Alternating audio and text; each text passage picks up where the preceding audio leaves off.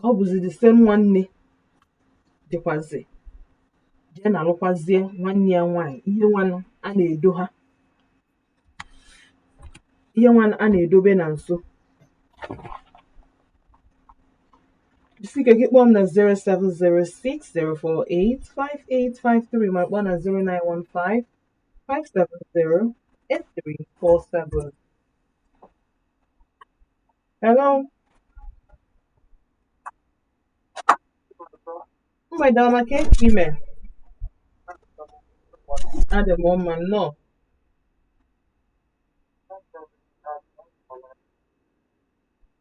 Honorable Ndubuisi nnọọ.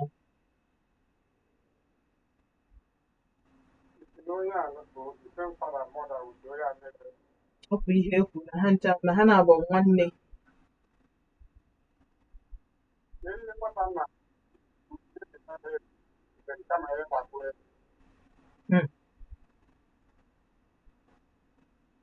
Nwakwa m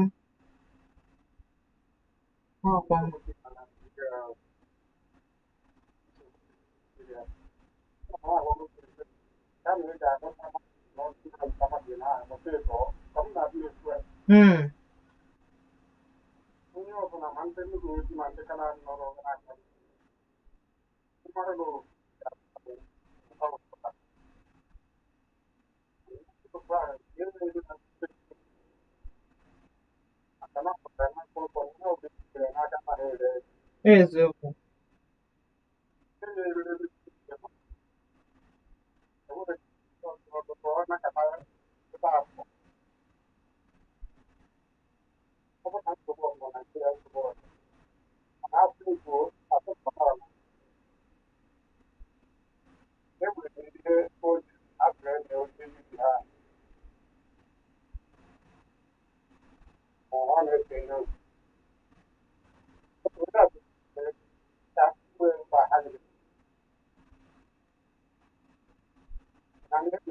naanị ị na-ekwu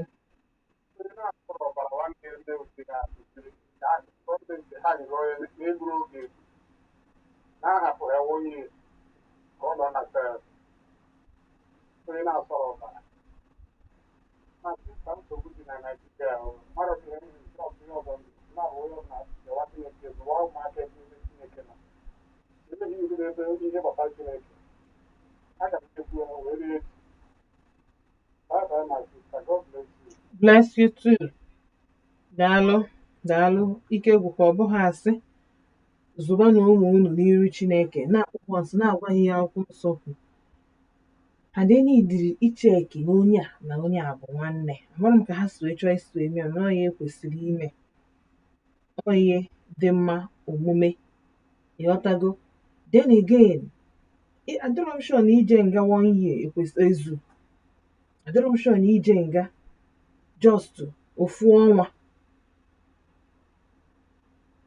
ozu ụdị mmadụ anụ ekwesịghị ijos jee nga ofu ọnwa.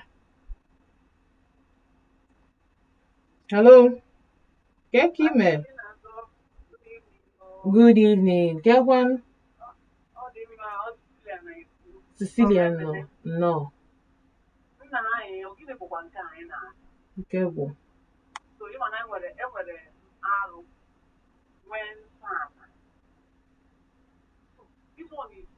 abomination to man. So that is you degree equable so that can be clear happy when any option like I'm not even sure I'm not one. So like me I will join the vision of the group that's the Canada for DNA. Okay. Because everybody and where all these switch and even now in my head so many things never before. Terrible things they made before. But now the invention of social media has made an output. In my house, so when you get one, they will go type switch when they had one of that either the boy, I don't know, because the boy, I don't think only karaoke, only for Kalam ikpo ụdị agwa onye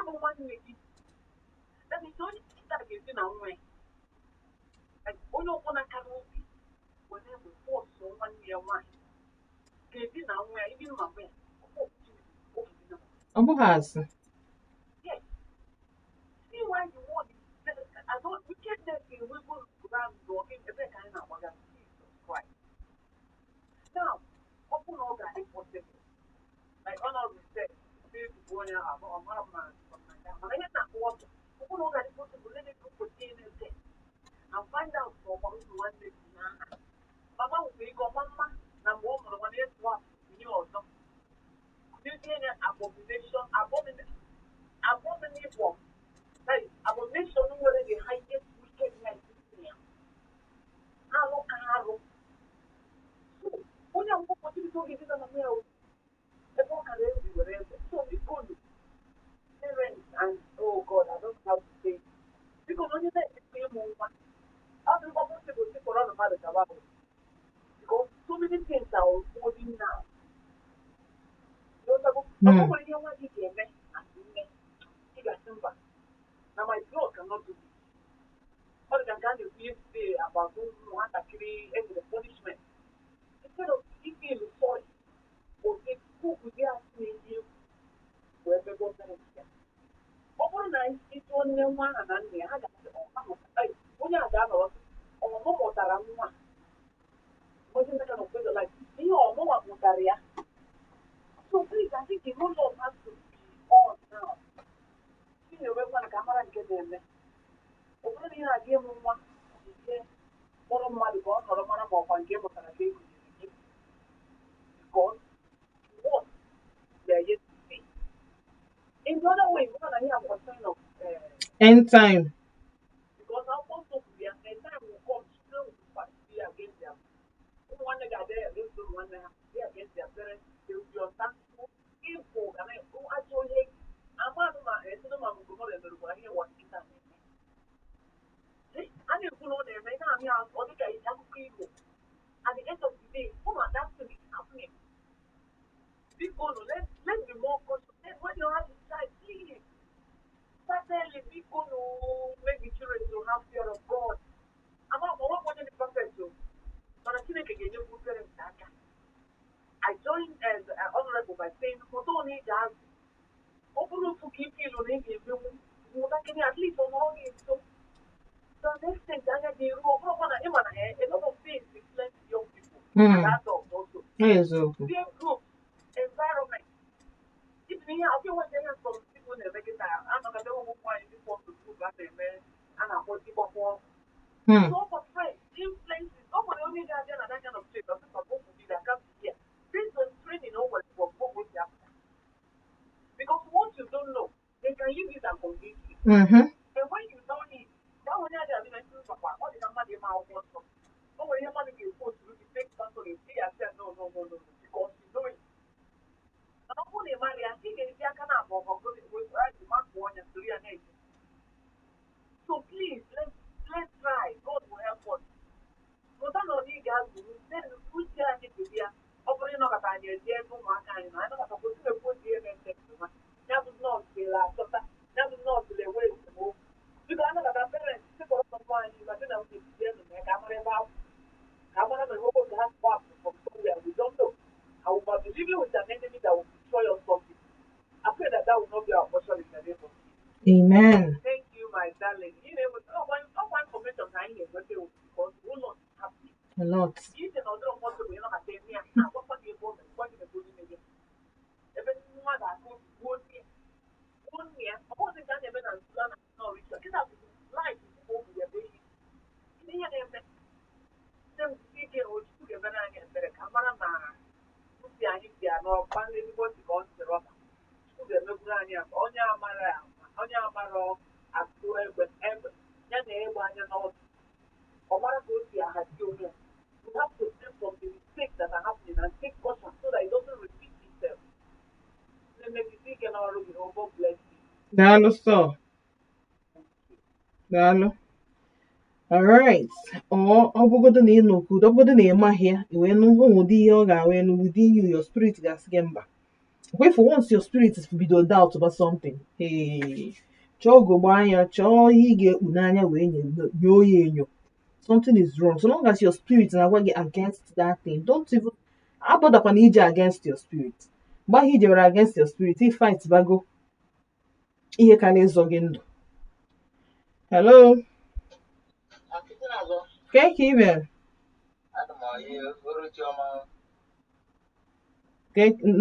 Nnọọ ka afọ gị na-ebe isi akpa anyị. Nnọọ, gaa n'iru.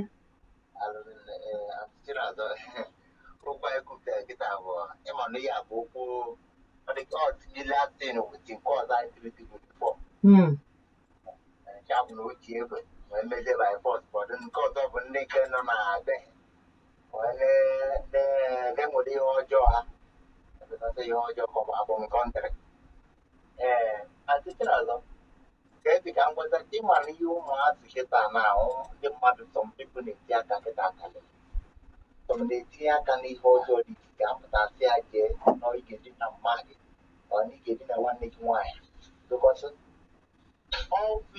onye ihe ndị a ebe ọ belongsi anya jee ile egbe sọrọ nda nwanne ya nwaanyị wee mere abọmkọntrị ma ọ mara na abọmkọntrị a ga-eme ya ihe ọ na-achọ na ebe enwetazi ihe a ọ chọrọ bụ enwe ka o wee baa ka o wee mee nka na hence the land dị consign na ebe enweta ya atọ ga-emechekwa ya na oge emechekwa ọ bụrụ gị kpuchie is very very bad ọ dị very bad ihe ndị be anyị na-emezi because onye ji anya ya ama nọgide na ọgịnị ji anya bụ nwanne gị jiri ebe ruo nwanne gị si na ị na-eme ihe arụ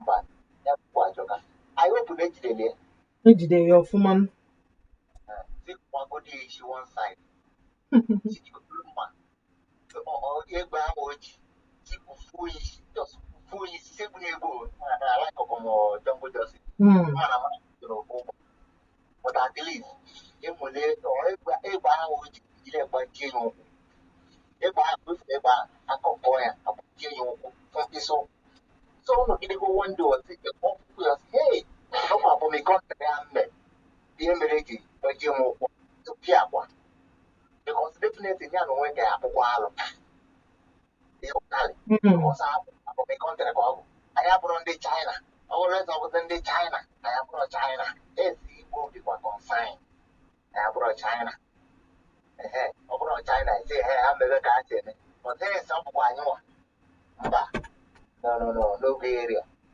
my own bụ biko dododo si ebunye ebu si gbajigodi ụkwụ jiri nyegodi ya maka ọ bụ oche tepu ọsọ na isi o mere ya ya ji chọrọ ije ụkwụ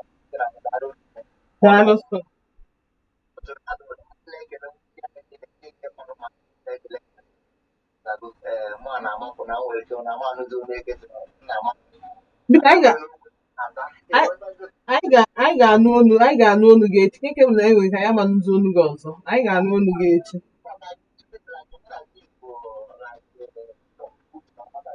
okay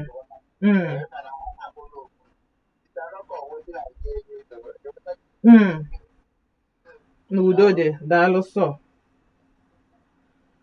alright biko onye ọbụla anyị fụta anyị ga-afụkwu ya echi kama esi m nọọ ka ị gbaruo somewhere na ị na-anachite azụ nke biko achọghị m ka anyị yie ofu biko ka anyị ya nnọọ ofu mana igbo be anyị na-atọ ụtọ mana o nwere ike ihe esi wee sụọ ya nwekwa esi wee daa na ntị like this ọ dị m ka na-ajụzi onwe ka m ga-esi wee ya wepụ ihe a m nọ na ntị but ọ banyego bụ na ọ banyego hello mgbede ọma ka ime Chukwuma nnọọ my dear brother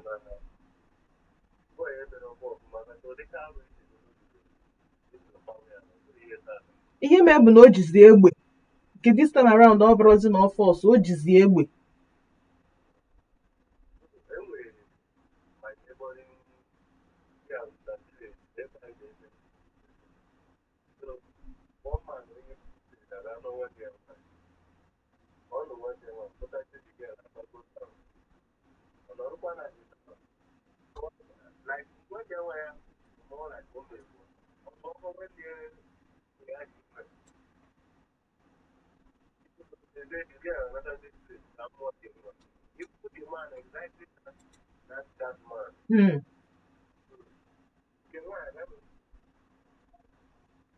Ishikeki Machimazu 0706-048-5853. Actually, may know this story because ever I know share and when Kim Mamen, Kim Megan, Kim Mamelo mother share it so that can the mother mata no name ọ na-eme ka hapụ iche nọ Aunty Chinazụ just nọ je mba ọ na-eme you need to be careful as nwaanyị as nwoke as nne na nna as uncle as auntie you need to be very very vigilant. Hello mgbede ọma ka ime anyị dị oyi na ekene Chukwu nnọọ Chukwu eke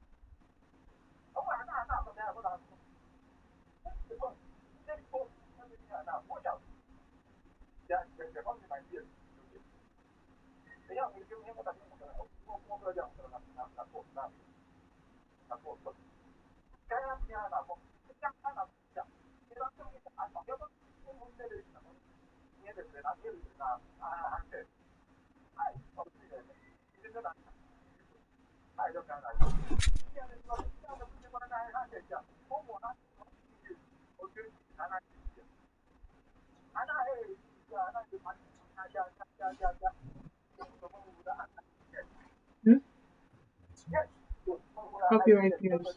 Is it possible?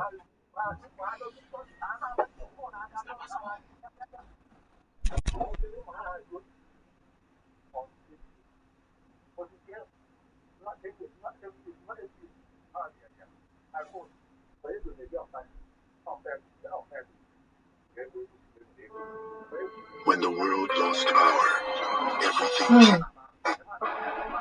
When the world lost power, everything changed beyond their wildest imagination. Things have gone seriously. Dalo. All right, 0706-048-5853. My one at 0915-570-8347. Hello. Mgbede ọma. Gaa n'iru Chukwuma.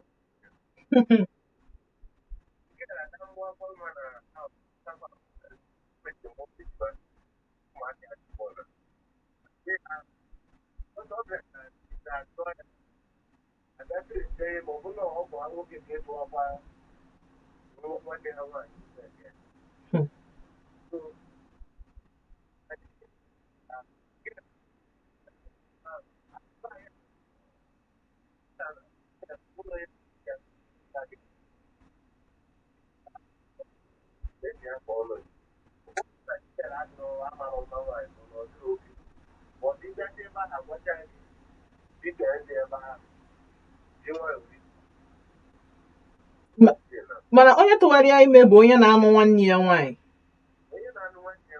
nwanne nwaanyị ahụ kwanụ ka ebe ọ nọkwanụ.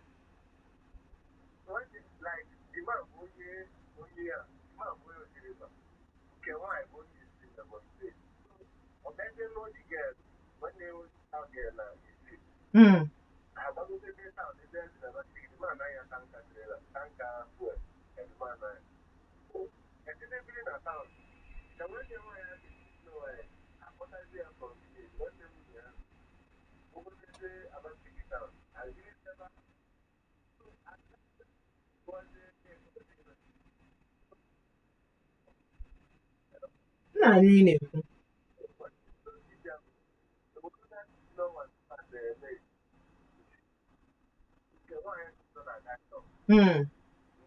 so ụmụ ya na-esi nri ma akwa di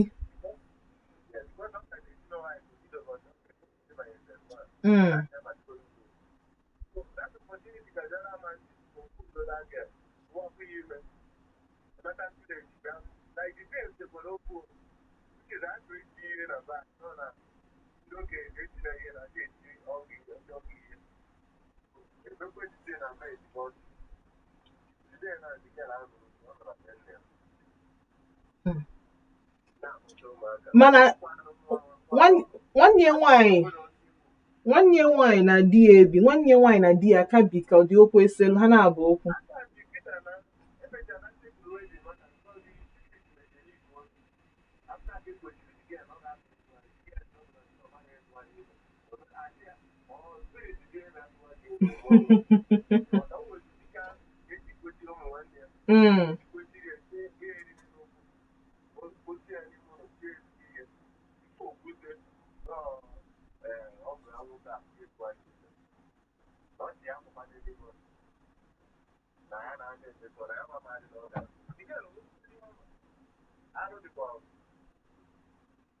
Daalụ.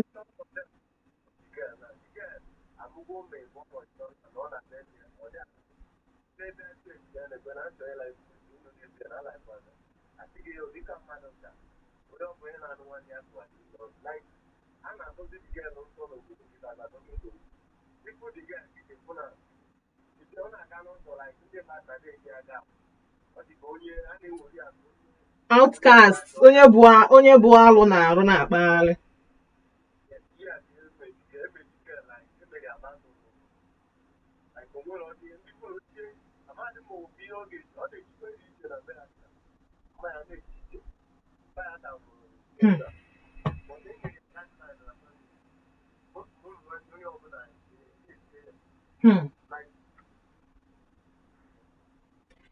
It's not onye ebee ka the girl bụ.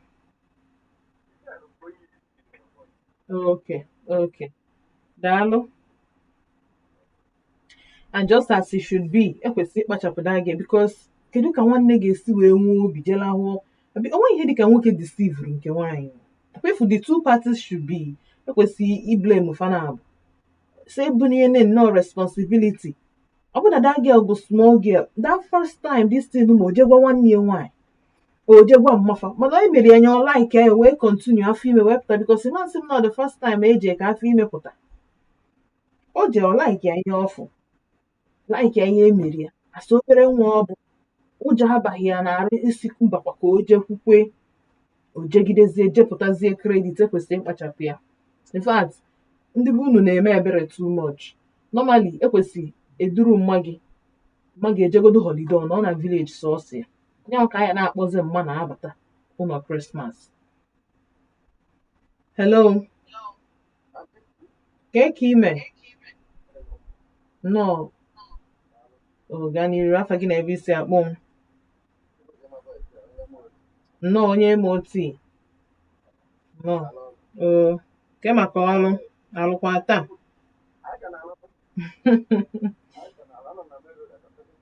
Jisi ike ọ dịrị izi.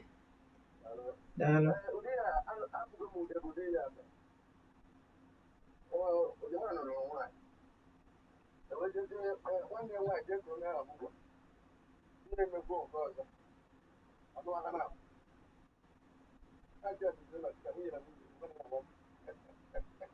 Ọ kwesịrị ịbụ nọ.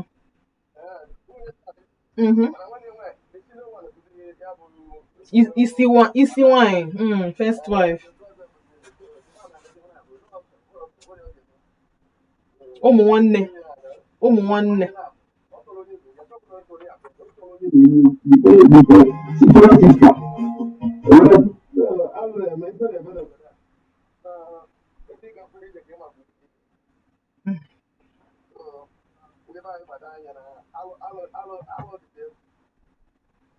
Daalụ. Anyị ka na-ekwu na nke nwanne na nwanne idina di nwanne ya nwaanyị na ya pụtachabeghị ebe ahụ, anyị ka na-achọ ịma na anyị ga-wrap our heads around it.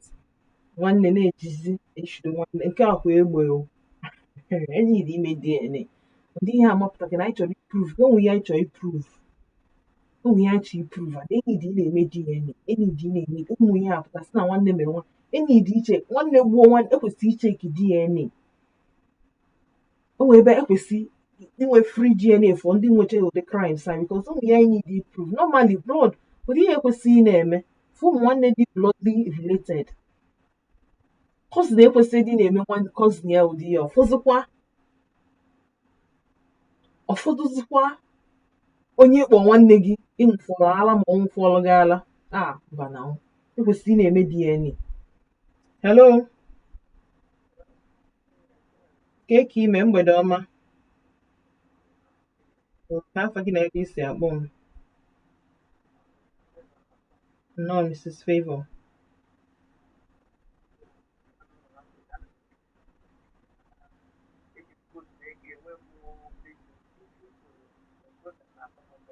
Hey, daalụ.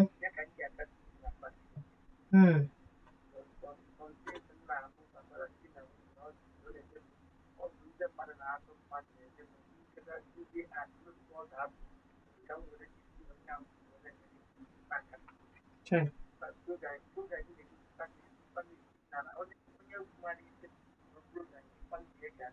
Amen.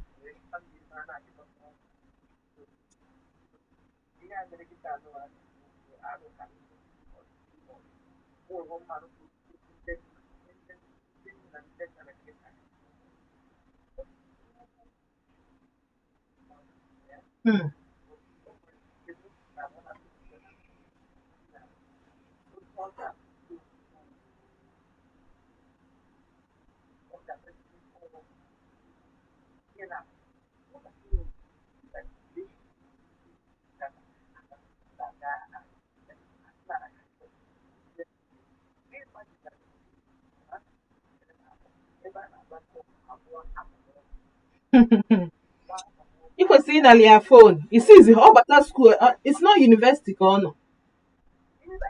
I didn't see it.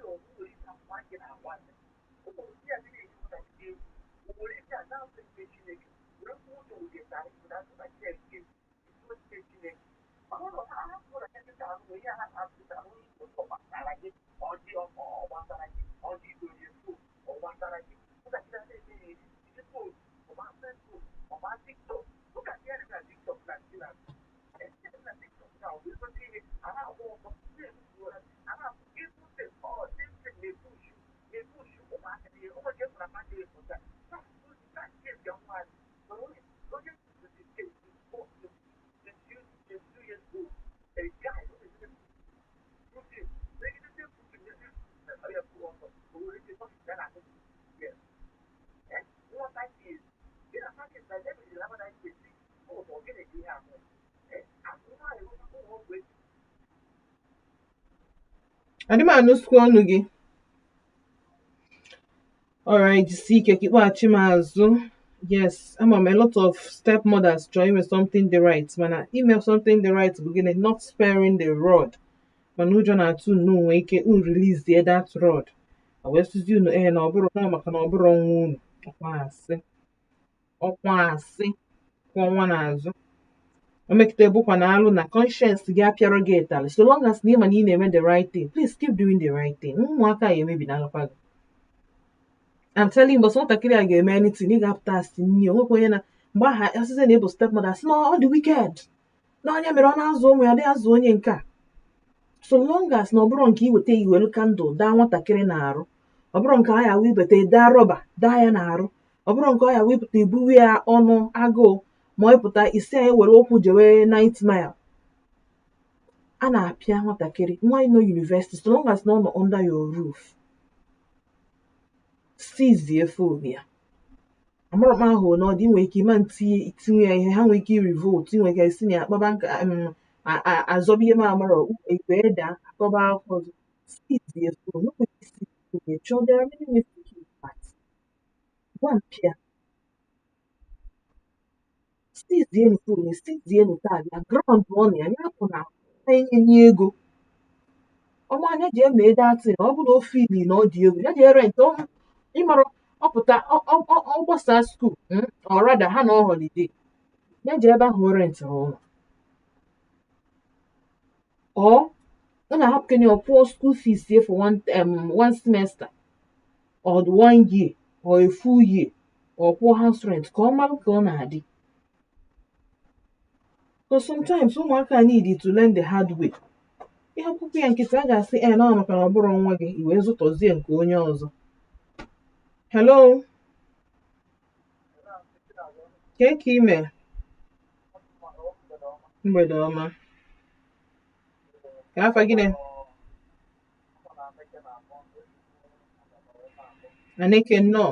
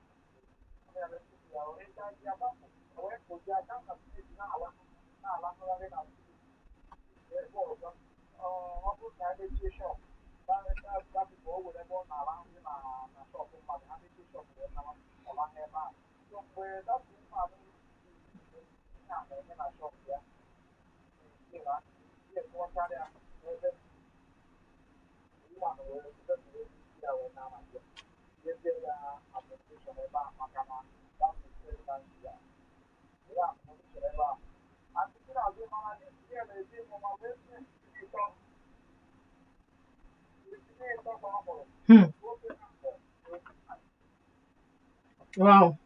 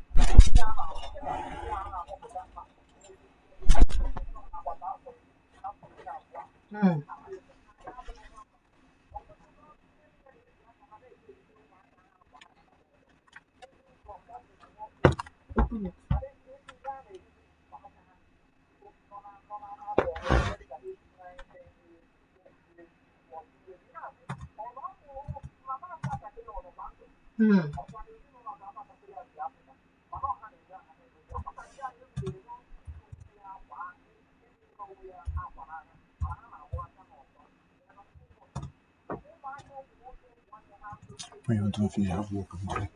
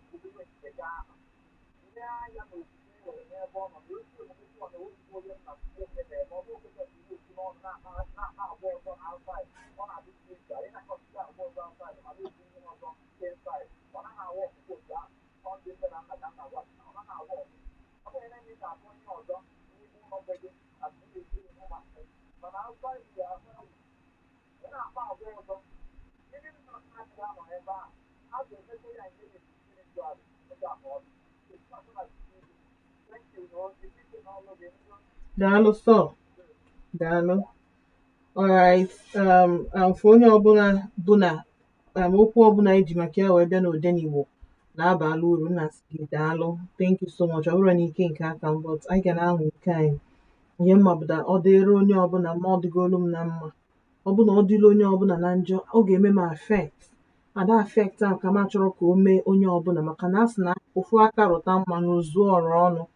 Anyị na-eje ka anyị pụta ka ndị ọsụ zụchara obere afọ zụchara obere egwu. Mgbe nna chetaziri azụ, anyị apịachie the show. But ọ bụ na ị chọrọ ịmụta ihe n'ụbọchị nke taa, ị ga-amụta ya. Ndewo. Life may not be perfect, but a sense of humor can be. Laugh through the challenges, and you find strength. Vogue 104.3 FM.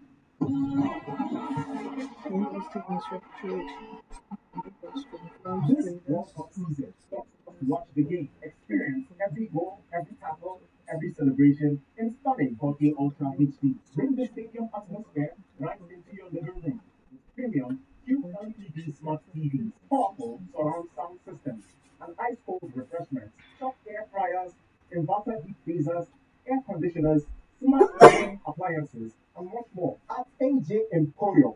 For a limited time only, first-time customers enjoy massive World Cup discounts plus free delivery on qualified orders. Visit AJ Emporium today at number 7 O'Connor Street, Ogui Enugu by Ogidi Junction, or call 0706 113 8462. That is 0706 113 8462. To unlock exclusive savings, send us a WhatsApp message with the code AJ World Cup promo. Hurry now while this offer lasts.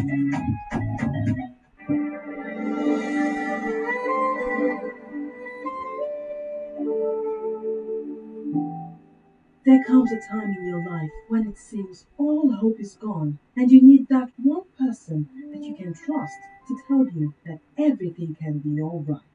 There comes a time when you feel betrayed by a brother, a sister, a friend, or by the one to whom you said, I do.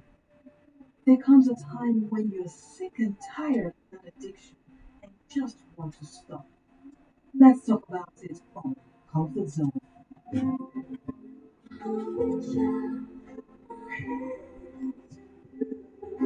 Comfort Zone, 7 p.m. to 9 p.m. exclusively on Vogue 104.3 FM.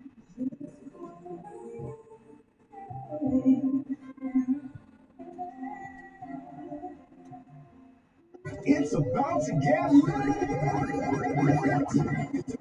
welcome to the show. Actor presenter that won't stop keeping it there all that. Hi, my name is Ojo, your pilot one, and I'm passing the mic to the one that has current affairs in Hong Kong. Hello everyone, I'm Jenica and I'm passing the mic to the George and Peacemaker in Volt FM Sports. I am Godwin and I'm passing the mic to the Igbo culture expert giving us cultural gist. Today we're going on Monte. I found Bantichinazo. I told me pass the mic to Fonya na there when he John Manobo Jembe Wilo. What's up, my people? I go by the name Nonto with Magic Voice, aka King of Adela United, and I'm passing the mic to one person when they get to anything like talk at all. Hi, Mo family. My name is John, and I'm passing the mic to the driver. When they collect fare, you know now. Hi everyone, it's Jason here and I'm passing the mic to the one that has the magic to heal your broken heart. My name is Malaika and I am passing the mic to you. Yes, you. For being part of Vogue 104.3 FM.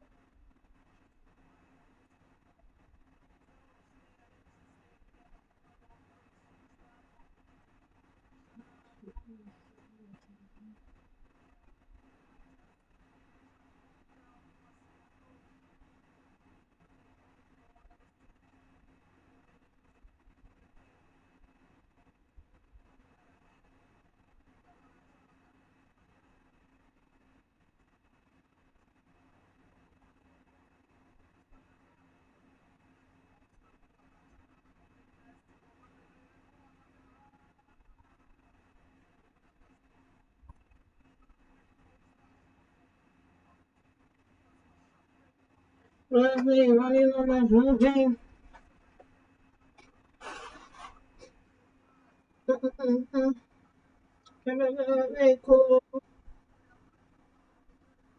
Didn't even start. Get me for 40.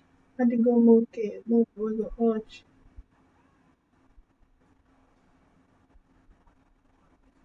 Didn't even start. I did go move away to watch.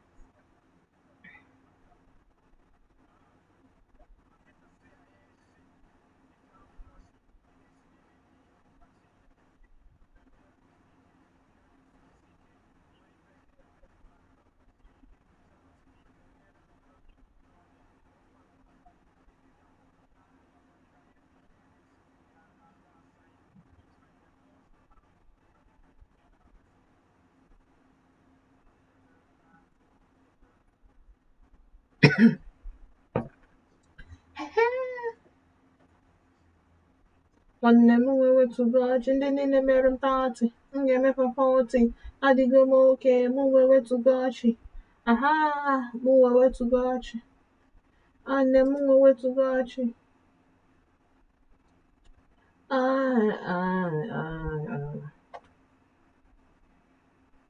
English championship side wants more than Dutch.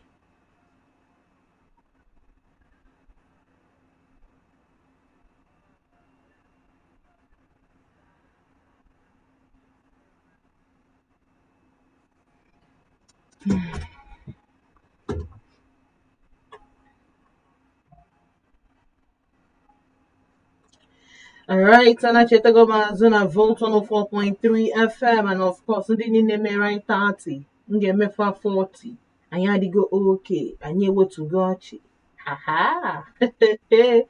do you know why?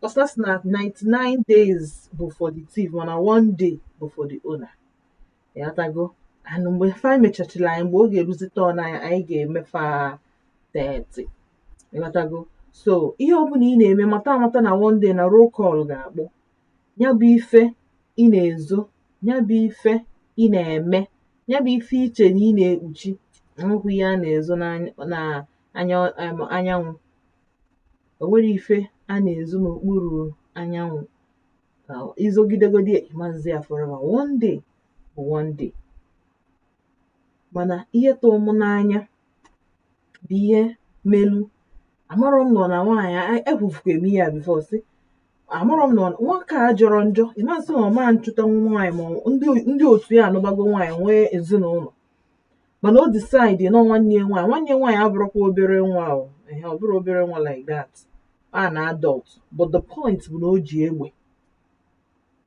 wee shudo nwanne nwaanyị afọ onye ahụ iji egbe shudo nwanne nwaanyị o minu o nwebugo ụmụ ihe ụfọdụ o megasi gosiri ya na nwanne nwaanyị bụ under duress ka ọ ga-eji wee submit and at this point this girl need ka a pịa ya 36 maka nwanne ya nwoke anụnwa enye gị signs before o gosi ya wonders nwanne ya nwoke a enye gị ya signs tupu o gosi ya wonders ịghọtago mana nyanwa na onwe ya decide ka ọ fụ the wonders tupu o wee gụọ ezi ọnụ m ga-ejisi ike nachi azụ na phone line ka mana m epik one or two calls phone je na YouTube na Facebook ka kpọọ m na 07060485853 ma kpọọ na 09155708347 hello mgbede ọma ka ime gani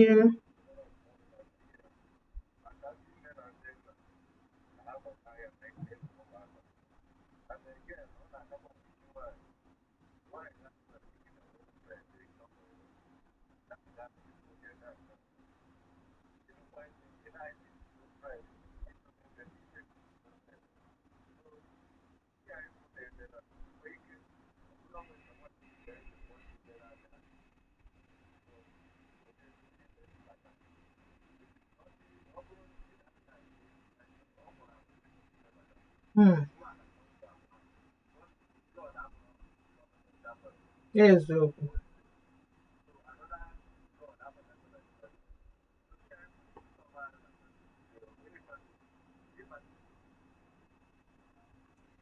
Alright, nke ịtọ phone na-akpachapụ gị.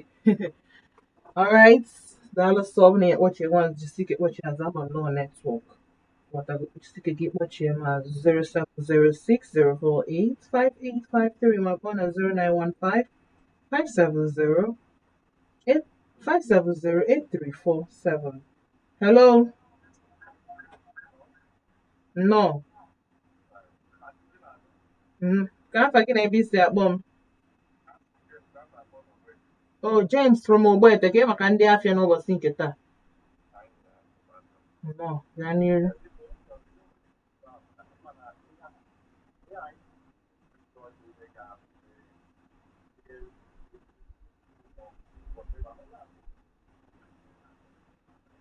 But ọ bụrụ ya bụ na ọ na-eme na ya adịghị na-ekwu, anyị nọ redemption.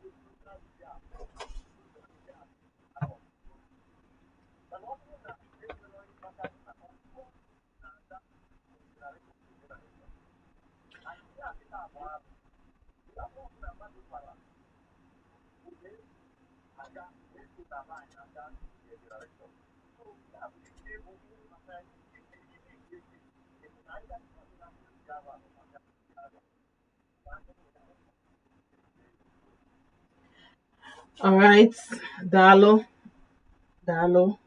network. Anyway, time anyị abịago na njedebe n'ụbọchị nke taa. Whether no course, whether no inheritance, whether no ihe amụrụ amụ wee mụta ya, mana ije ọsọ nọọchị iji nwanne gị wee mee practical. Ihe ọjọọ na ihe ọjọọ anaghị kwesịrị mma wee ihe ọjọọ na-eme anyị oge ihe ị ga-eme nke ịbụọ onwe submit to pastor, chọọ onye ka gị ike na mmụọ, submit onwe gị ebe ihe na-eme gị na ọ na-awụ imecha ya anya wee foo gị mgbe ka anyị ga-eji wee maa nọọ gịnị nọọ kọs ọ na-emere inherit. Mana nke ọ na-eme ụma wee mee bụ imechakwa ijeme gị ijemegharịa ya maka na ịkpa gị ịplan gị ya Ifu nke anaghị ka course or nke bụ na emere inherit. Ọ gịnị? Piam, ifụkwa na nwaanyị like this adịghị echi ma ọ bụrụgo nwaanyị chọọ ihe ị ga-eju. Mana kwa ifu nke ịtụpụla na premeditate ye. Kpachacha ya onwe gị, minus or reduce o, subtract ya, wee jejegoro mma ma ọ wee egbe. My brother, ịma ụma, ada aka kpala gị. Ma gị nwa bụ na ife spiritual ma nke gị bụ physical, aka kpala gị. A ga-eme gị ihe emere onye nke, gị mana nwa gwara unu ihe emere onye nke. Ejidere ya, kụsịa ya, kụọ ya, nya ọkụkọ akọrọ ya azụ ya gbawacha. Ewekwasa mmiri na ana wee sị ya ngwa ịma ihe ahụ ị na-eme nwanne gị nwaanyị mewe ya na aja. Ya dịka German floor na ana nkịtị. Ịma ihe ahụ ị nọ na-eme nwanne gị nwaanyị mebie na ana ebe ahụ. Yes. Ọ ihe emere ya tupu wee kpọnyezie ya ndị polisi. Nke gị nwee ike ịka njọ, don't be caught. Or ijiri nwayọọ zeele ihe ọjọọ. Maka na nke bụ eziokwu na ọ bụ na a ga-ejide gị, a ga-ejide gị. Ka echi na-eburu ụbọchị ọzọ mụ na unu ga-anọ na Volt 104.3 FM. Afọ mba ntị Chinazụ. Onye mara asụ sụọ na ikwe, onye amaghị asụ sụọ na anyị. Agbacha ọsọ agụọ maịlụ, agbacha egwu ọ na-anụ ukwu, oriri ama ebumeji ibi oge onye na-anọ na-akụ mmiri ofufu ncha abara ya anya.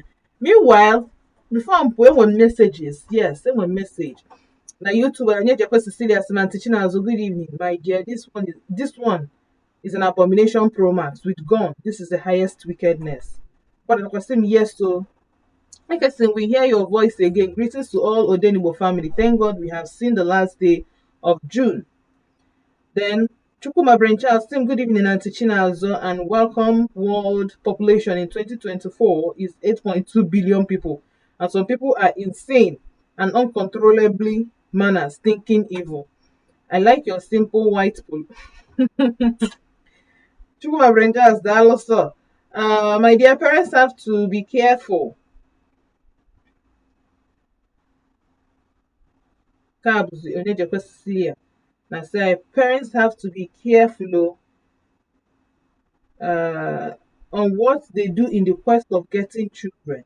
The consequences might be dubious. Let's be guided. May God save this generation. Amen. Then I've been at Facebook. I'm ozi na Facebook. I'm ozi n'aka Uzoma Ogomezie. Those Ugiri Mbano na-ezitela anyị ozi. Amara Ugiri Mbano nke Imo State. Ọ na-adị very important ụmụ ihe na ọ na-agwa ya ebe ọ dị ka ime ebe isi ego anyị tụ obiko ana m ayọ ya. Ehihie ọma ndị ọma. Daalụ sọ ndị Mbano Uzoma Ogomezie. Daalụ sọ. Kechi na ụbọchị ọzọ mụrụ ga-anọ na vote. Ndewo.